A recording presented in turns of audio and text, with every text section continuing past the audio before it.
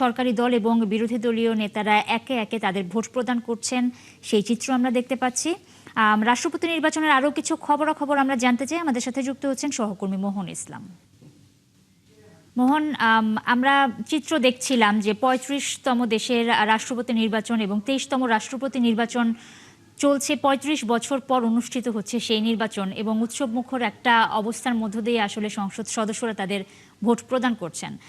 আপনি যেখানে আছেন সেখানকার সবশেষ খবর এবং সব মিলিয়ে বিস্তারিত যদি আমাদেরকে বলেন। নুসরাত, আমি যেখানে আছি এটা তো মূলত সংসদের আসলে মূল ফটকের সামনে। এই দিক দিয়ে সংসদ সদস্যরা কিংবা যারা ভোটাররা রয়েছেন তারা প্রবেশ করেছেন, নির্বাচনী কর্মকর্তা যারা রয়েছেন তারা প্রবেশ করেছেন। ফলে আমরা কিন্তু সকাল থেকে চিত্রটা দেখছি এবং আমরা কিন্তু বাংলাদেশ টেলিভিশনের সৌজন্যে কিন্তু দেখতে পাচ্ছিলাম যে যেখানে ভোটাররা ভোট দিচ্ছেন, বিশেষ করে ভারপ্রাপ্ত স্পিকার হাফিজউদ্দিন আহমদ বীর বিক্রম থেকে শুরু করে প্রধানমন্ত্রী তারেক রহমান, ভারপ্রাপ্ত স্পিকার কায়সার কামাল ভোট দিচ্ছিলেন।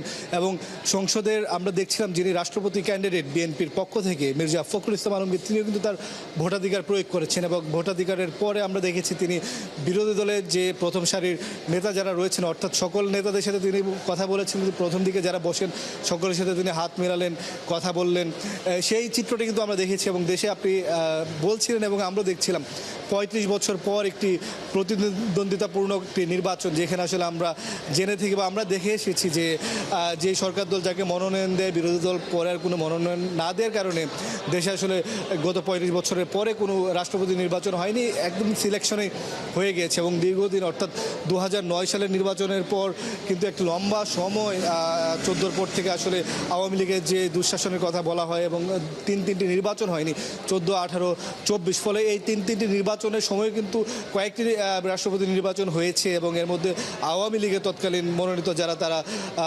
সিলেকশনের মাধ্যমে রাষ্ট্রপতির পদ অলঙ্কৃত করেছেন। কিন্তু ৩৫ বছর পর রাষ্ট্রপতি নির্বাচন হচ্ছে এবং তা জুলাই গণ অভ্যুত্থানের পর একটি রক্তক্ষয়ী অভ্যুত্থান, তারপরে একটি নির্বাচন, দেশের সকল মানুষের সরাসরি ভোটের মাধ্যমে একটি সরকার গঠন এবং সেই সরকারের মধ্য পরেই কিন্তু এই রাষ্ট্রপতি নির্বাচন হচ্ছে। আপনি জানেন যে গেল ২৪ জুলাই যে রাষ্ট্রপতি ছিলেন মোহাম্মদ শাহাবুদ্দিন, তিনি তার যে শারীরিক অসুস্থতার কারণ দেখিয়ে তিনি রিজাইন দেয় এবং তারপর থেকে কিন্তু জল্পনা কল্পনা চলছিল। এবং যখন বিএনপির পক্ষ থেকে আসলে প্রায় ২/৩ সিট রয়েছে, ফলে তারা যাকে মনোনয়ন দিবে তারাই সেই নির্বাচিত হবে বলে ধারণা করা বা বলাই যায়। সেই জায়গায় আসলে বিরোধী দল এই নির্বাচনটিকে অর্থপূর্ণ করার জন্য বা অর্থবহ করার জন্য তারা একজন প্রার্থী দিলেন, যে প্রার্থী হলেন কর্নেল অলি আহমদ, যিনি একজন রণাঙ্গনের মুক্তিযোদ্ধা এবং এলডিপির তিনি সভাপতি ছিলেন, দীর্ঘদিন চেয়ারম্যান ছিলেন।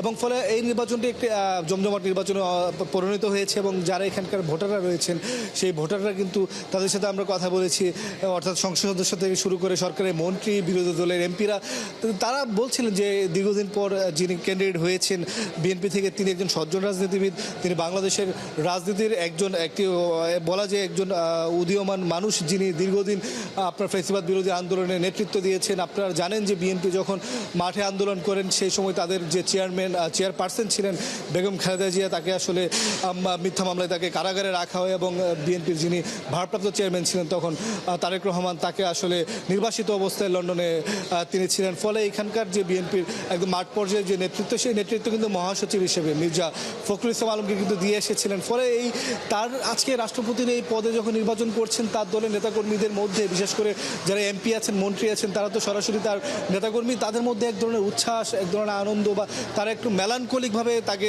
স্মরণ করছিলেন, বলছিলেন যে তার নেতৃত্ব, তার আন্ডারে তারা রাজপথে সংগ্রাম করেছে, তার নেতৃত্বের ফলে দেশে গণতন্ত্র প্রতিষ্ঠার একটা যে সময়, সেই সময় তিনি অসম্ভব লেভেলে ভালো ভূমিকা রেখেছেন, তিনি জেল খেটেছেন, তিনি নেতাকর্মীদের সারা দেশের নেতাকর্মীদেরকে এক রেখেছেন। ফলে এই ধরনের একজন লোককে বা ব্যক্তিকে যখন দল মনোনয়ন দেয়, তাদের মধ্যে আনন্দের সীমা নেই। আমরা এই কয়েকজন মন্ত্রীর সাথে কথা বলছিলাম। আরেকটি বিষয় নিয়ে এখানে আসলে আজকেও বিতর্ক চলছে, ৭০ অনুচ্ছেদ, সেখানে যিনি বিরোধী দলীয় নেতা থেকে শুরু করে যারা নেতৃবৃন্দ আছেন, বিশেষ করে বিরোধী দলের চিফ হুইপ, তারা বলছিলেন যে ৭০ অনুচ্ছেদ না থাকলে তারা হয়তো আশা করছিলেন যে তাদের যিনি ক্যান্ডিডেট বা প্রার্থী, সেই প্রার্থী হয়তো নির্বাচনে পাশ করতো বা যারা সরকার দলে এমপিরা রয়েছে কোনো ধরনের বাধ্যবাধকতা না থাকলে অলি আহমেদকে ভোট দিতেন বলে তারা আশা করেন। ফলে ৭০ অনুচ্ছেদে যেহেতু আপনার দলের বাইরে যাওয়ার সুযোগ নেই, দল যাকে মনোনয়ন দিবে তাকেই ভোট দিতে হবে, এই কারণে আসলে গণতন্ত্র বাধাগ্রস্ত হবে বা গণতান্ত্রিক ধারা প্রক্রিয়াটা আপনার বিভিন্নভাবে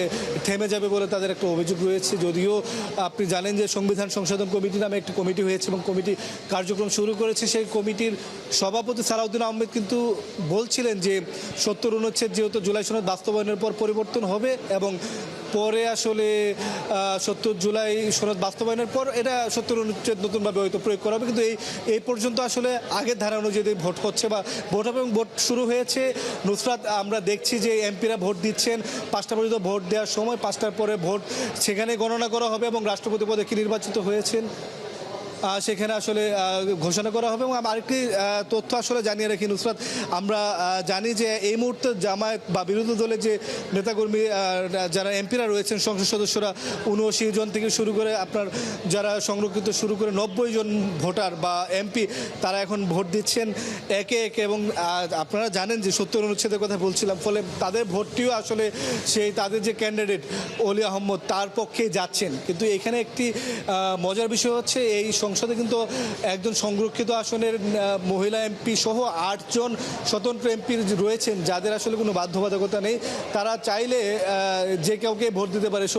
সেই জায়গা থেকে আসলে নেতাকর্মী থেকে শুরু করে দেশবাসীর মধ্যে এক ধরনের উৎসাহ উদ্দীপনা আছে বা জানার আগ্রহ আছে যে স্বতন্ত্র যে এমপিরা রয়েছেন, বিশেষ করে রুমিন ফারহানা, তারপর থেকে শুরু করে আপনার মানিক আজাদ থেকে শুরু করে যারা যারা আছেন তারা আসলে কাকে ভোট দেয় সেই ভোটের উপর আসলে তারা অনেক কিছুই দেখতে চায় যে আসলে এই যদি ৭০ অনুচ্ছেদ না থাকতো তাহলে কি হতে পারতো। ফলে সাংবিধানিক বিষয়গুলো যেরকম এসেছে এরকম একটা উৎসব মুখর পরিবেশে ভোট চলছে সংসদের কক্ষে, অধিবেশন কক্ষে, এবং সেইখানে ভোটের প্রধান রিটার্নিং কর্মকর্তা বা রিটার্নিং কর্মকর্তা হিসেবে কাজ করছেন বাংলাদেশের নির্বাচন কমিশনের যিনি সিইসি এম নাসির উদ্দিন, তিনি আমরা দেখছিলাম তিনি সেখানে বক্তব্য রেখেছেন। তিনি বলেছেন ভোটের প্রক্রিয়া কি হবে এবং তারা কিভাবে ভোট দিবেন সেই বিষয়গুলো তিনি কিন্তু ভোটারদের মধ্যে বলছিলেন।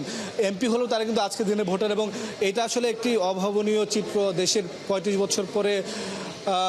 বছর পর আসলে সংসদ সদস্যরা ভোট দিচ্ছেন। সর্বশেষ 91 সালে তখনও বিএনপি সরকার ক্ষমতায় ছিল, বিএনপি সরকারের যিনি প্রার্থী ছিলেন তার সাথে তৎকালীন বিরোধী দল আওয়ামী লীগ একজন প্রার্থী দিয়েছিলেন, সেখানে বিএনপির প্রার্থী জয়লাভ করেছিল। এবং এই ভোটের ফলে আসলে আমরা বলতেই পারি যে অল্প সময় পরে মির্জা ফখরুল ইসলাম আলমগীর বাংলাদেশের রাষ্ট্রপতি হিসাবে নির্বাচিত হতে যাচ্ছেন। নুসরাত, অনেক ধন্যবাদ মোহন আপনাকে। দর্শক, সংসদ ভবনের মূল ফটকের সামনে থেকে যুক্ত হয়েছিলেন সহকর্মী মোহন ইসলাম। রাষ্ট্রপতি নির্বাচনের সব খবরাখবর তিনি আমাদের জানাচ্ছিলেন। তার পরবর্তী খবরাখবর নিশ্চয়ই আমরা তার সঙ্গে আবারও যুক্ত হয়ে আপনাদেরকে জানানোর চেষ্টা করব।